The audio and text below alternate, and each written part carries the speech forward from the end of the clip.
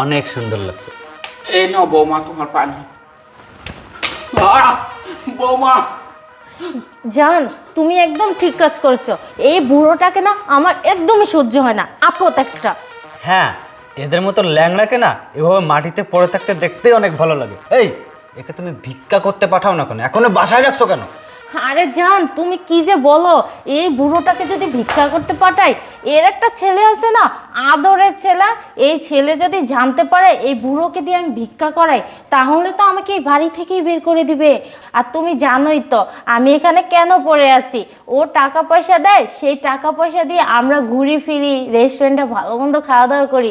এখন যদি ওর ছেলে জানতে পারে, যদি টাকা দেওয়া বন্ধ করে, তখন আমরা কিভাবে ঘুরবো বলো তুমি? তার থেকে ভালো এই বুড়োটাকে বাসায় রেখে তিলে তিলে শেষ করব। দেখো বৌমা, আমি তো কোনো অন্যায় করিনি, আমার সঙ্গে কেন এরকম ব্যবহার করতেছ? এগুলো এগুলো আল্লাহ সহ্য করবে না বৌমা, আল্লাহ সহ্য করবে না, আল্লাহর বিচার করবে। কি এই বুড়ার বাচ্চা, যত বড় মুখ না তত বড় কথা। এই তুই যে আল্লাহর কাছে বিচার দিচ্ছিস, আল্লাহ কি তোর কথা শুনবে? কখনো দেখেছিস শকুনের দয়ায় গরু মরে? আর তুই তো একটা আপদ, আমাদের মাথার বোঝা, তুই মরে যেতে পারিস না? এই চুপ চুপ চুপ, আমার স্বামী কল দিয়েছে। এই তোর আদরের ছেলে ফোন দিয়েছে, একদম শব্দ করবি না, যদি কিছু বলিস একেবারে জানে মেরে ফেলবো। হ্যালো জান।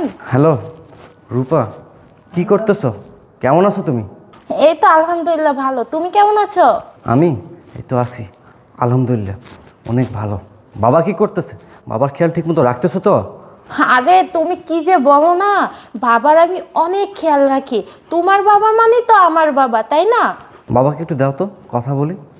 আরে না না না, বাবা তো পাশের ঘরে শুয়ে আছে। এখন যদি বাবাকে ডাকি তাহলে তার ঘুমের ডিস্টার্ব হবে না। আচ্ছা ঠিক আছে, আমি তাহলে রাখতেছি। এই শুনো শুনো, বাবার না অনেক অসুস্থ হয়ে গেছে, তার জন্য কিছু টাকা পাঠিয়ে দাও আমাকে। আচ্ছা চিন্তা করো না, টাকা আমি পাঠিয়ে দেব। আচ্ছা জান, তাহলে রাখি, তুমি ভালো থেকো। এই, তুমি তো তোমার পরবাসের স্বামীকে ভালোই মুরগি বানাচ্ছ দিনের পর দিন, সে কিছু বুঝতেই পারছে না। হ্যাঁ জান, ও আমাকে আছে অন্ধের মতো বিশ্বাস করে, আমি যেটা বলি সেটাই শুনে। আচ্ছা, এসব বাদ দাও না। এই বুড়োর সাথে দুষ্টুমি করতে করতে না আমি পুরো হাঁপিয়ে গেছি। ওকে বলো না একটু খাবার বানাতে। এই বুড়ো, তোর স্যার কি বলেছে শুনিসনি? যা এক্ষুনি নাস্তা বানিয়ে আন, আর যদি নাস্তা না বানিয়ে আনিস আমরা দুজন যে তোর কি অবস্থা করব এটা তুই ভালো করেই বুঝতে পারছিস। বাবার নাস্তা নিয়ে আসার দরকার নাই, নাস্তা আমি নিজে নিয়ে আসতেছি। বাবা আসো। আরে আশরাফ, তুমি এখন, তোমার না আরো 2 মাস পরে আসার কথা ছিল? আমার 2 মাস পর আসার কথা ছিল, কিন্তু আমি এত তাড়াতাড়ি কেন আসি জানো? কারণ 2 দিন পর তোমার জন্মদিন। আমি চেয়েছিলাম তোমাকে সারপ্রাইজ দিব, মানে আমি এটা চেয়েছিলাম তোমাদের কাউকে কিচ্ছু না জানি আমি দেশে আসব আর তোমরা আমাকে দেখে সারপ্রাইজ হয়ে যাবা। কিন্তু এখানে এসে আমি যা দেখলাম তাতে আমি নিজেই শকড, নিজেই সারপ্রাইজ। বাবা কি হয়েছে তোমার? ওঠো ওঠো বাবা, বলো তো তুমি এখানে বসে কাঁদতেছিলে কেন? বাবা বৌমা আর তার নাগর আমাকে মারধর করছে, জানো বাবা, প্রতি মুহূর্ত আমাকে মারধর করে, এমনকি বাসা বাড়ি সব কিছু কাজ করে নেয়, থালা বাসন থেকে শুরু করে সব কিছু করে নেয় বাবা, আমাকে খাইতেও দেয় না বাবা। বাবা, আপনি মিথ্যা কথা কেন বলছেন? হ্যাঁ, আপনাকে তো আমার নিজের বাবার মতো দেখি। আশরাফ, বাবা না মিথ্যে বলছে, এটা আমার নাগর না, এটা তো আমার কাজিন। সে এতদিন পর আসছে, তাই একটু বসে গল্প করছিলাম। চুপ থাক, মিথ্যা কথাও ঠিক মতো বুঝিয়ে বলতে পারিস না।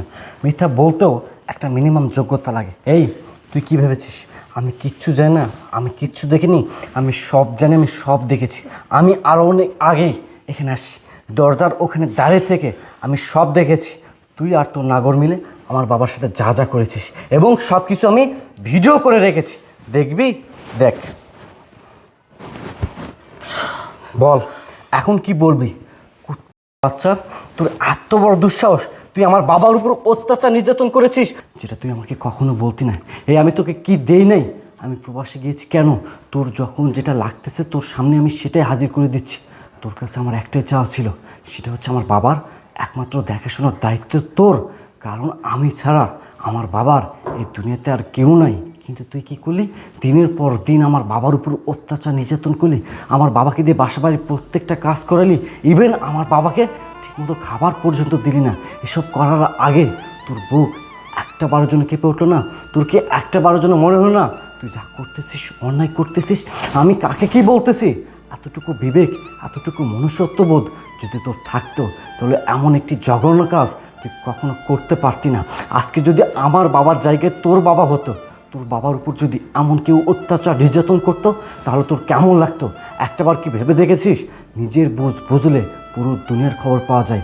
আমি তোকে কেন বিয়ে করেছিলাম? কিসের জন্য বিয়ে করেছিলাম? তোকে বিয়ে করেছিলাম শুধুমাত্র এই পরিবারটার জন্য, আমার বাবাটার জন্য। আমি তোকে বারবার বলেছিলাম তুমি আমার বাবাকে দেখে শুনে রেখো, কিন্তু তুই আমার কথা রাখিসনি। আমি প্রবাসে যাওয়ার আগে আমি ভেবেছিলাম সব কিছু তোর হাতে তুলে দিয়ে আমি নিশ্চিন্তে থাকতে পারবো। এই কি আমার নিশ্চিন্তে থাকা? এই কি আমার নিশ্চিন্তে থাকা? তুই কি জানিস আমার জীবনে আমার বাবার অবদান কত? ছোট্টবেলায় আমার মা মারা যায়, আমার মায়ের মুখটি কেমন তা আমার মনে নাই। আমার বাবা আমাকে মায়ের স্নেহ, মায়া, মমতা, বাবার শাসন দিয়ে লালন পালন করেছে। আমার জন্য আমার বাবা বিয়ে পর্যন্ত করে নাই। আমার জন্য আমার বাবা রাত দিন পরিশ্রম করেছে, করে আমাকে মানুষের মতো মানুষ বানিয়েছে, আমাকে প্রবাসে পাঠিয়েছে। আর সেই বাবাকে তুই ছাড় দিস নাই। একজন অসুস্থ মানুষ ঠিক মতো চলাফেরা করতে পারে না, সেই মানুষটার উপর এমন ব্যবহার করতে তোর কি একটা বারের জন্য বিবেকে বাধ্য না? তোর কি মনে হলো না তুই যা করতেছিস অন্যায় করতেছিস?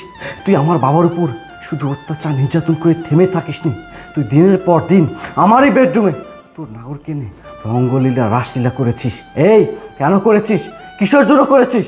আমি তোকে কি দেই নাই, কি করি নাই আমি তোর জন্য? তুই যখন যেটা চেয়েছিস তোর সামনে আমি সেটাই হাজির করেছি। আমি প্রবাসের মাটিতে দিনের পর দিন, রাতের পর রাত, মাসের পর মাস, বছরের পর বছর এত পরিশ্রম করতেছি। কারদের জন্য? তোদের জন্য। জানিস আমি নিজের কথা একটা বড় ভাবি নাই, আমি সবসময় তোদের কথা ভেবেছি। আমি মনে করতাম দেশে মনে হয় আমার বাবা অনেক ভালোই আছে, আনন্দে আছে, কিন্তু এখানে এসে আমি যা দেখলাম তা দেখে আমার হৃদয়ে রক্তক্ষরণ হয়েছে। আর এই যে নাগর, আমি চাইলেই তোমার হাত পা আমি ভেঙে দিতে পারতাম, কিন্তু আমি সেটা করব না, কারণ এখানে তোমার কোনো দোষ নেই। যেখানে আমার স্ত্রী নিজ থেকে তোমার কাছে গেছে, সেখানে তো আমি তোমাকে কিছু বলতে পারি না। আমার স্ত্রী যদি তোমাকে এই সুযোগ না দিত, তাহলে তুমি তার সাথে এই রিলেশনে আসতে কীভাবে? ইম্পসিবল, কখনো আসতে পারতে না। আগে একটা মানুষকে সুযোগ দিতে হয়। আমার স্ত্রী তোমাকে সেই সুযোগটা দিয়েছে, দ্যাটস ওয়াই তুমি তার সাথে এই রিলেশনে আসছো। শোনো, তোমরা যেহেতু দুজনকে ভালোই বাসো, একসাথে থাকতে চাচ্ছ, আমি তোমাদের একসাথে থাকার ব্যবস্থা করতেছি। এখন এই মুহূর্তে তোমরা দুজন আমার বাসা থেকে বের হয়ে যাবা। বের হও বলতেছি। আশরাফ, তুমি আমাকে মাফ করে দাও, আমি এরকম ভুল আর কখনো করবো না। ওঠ, ওঠ বলতেছি, ওঠ। কি বললি? ভুল? তুই কোনো ভুল করিস নি। তুই আমাদের সাথে প্রতারণা করেছিস, আমার বাবার উপর অত্যাচার নির্যাতন করেছিস।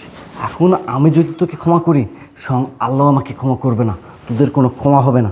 যা বলতেছি, বেরিয়ে যা। বাবা, তুমি কিছু মনে করো না বাবা, আমি বউ গেলে বউ পাবো, তোমার কিছু হয়ে গেলে আমি কাকে নিয়ে বাঁচবো বাবা? বলো তো, কাকে নিয়ে বাঁচবো?